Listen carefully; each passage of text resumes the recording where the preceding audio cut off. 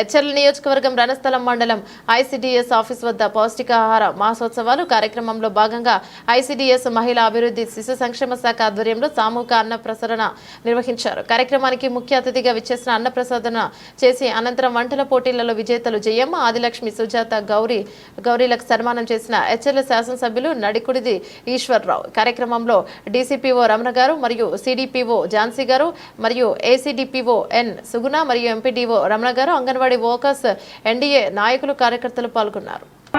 అన్నమహత్యం జరిపించుకోవడం అనేది వారి పూర్వజన్మ సుకృతం.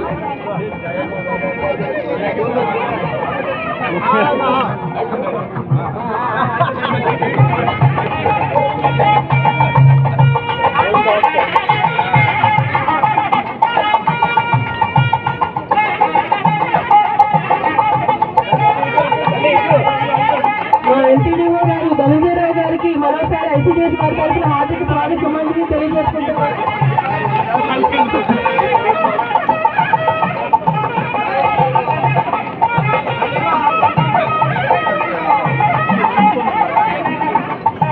ప్రతి ఇంట ఈ పశువులతో సిరి సంపదలు వెలువొందాలని మనస్ఫూర్తిగా వారిని ఆశీర్వదిస్తూ ఆకాంక్షిస్తూ వారి అన్నప్రాసన ముహూర్తంలో పాల్గొన్నటువంటి ప్రతి ఒక్కరికి మా అందరి తరఫున హార్దిక స్వాగత సుమాంజలి తెలియజేసుకుంటున్నాం.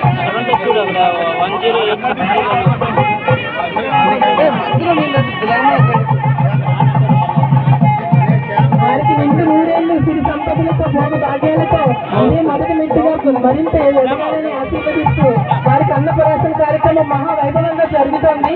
మనందరి మధ్యలో కూడా వారి కార్యక్రమం జరిపించుకోవడం వారి అదృష్టంగా భావిస్తున్నాము.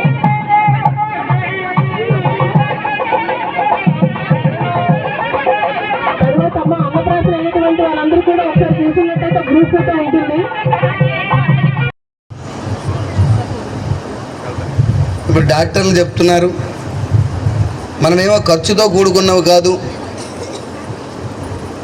మన ఇళ్ళల్లో దొరికే పదార్థాలతోనే తయారు చేసుకొని చేసి ముద్ద చేసి అవే న్యూట్రిషన్ ఫుడ్గా మనం ఇది ఏమంటాం, అది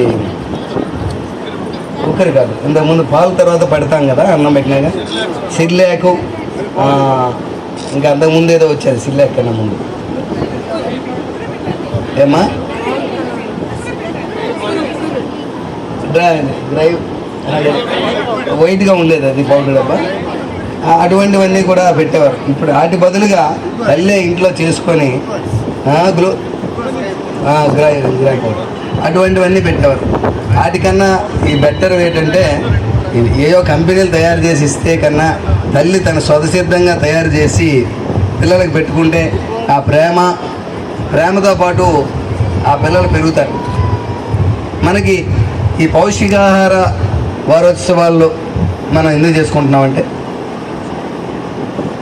మంచి ఆరోగ్యవంతమైన న్యూట్రిషన్ అంటే తిండి, మంచి ఆరోగ్యవంతమైన తిండిని తినాలని తెలియజెప్పాలి. చెడు పదార్థాలకు దూరంగా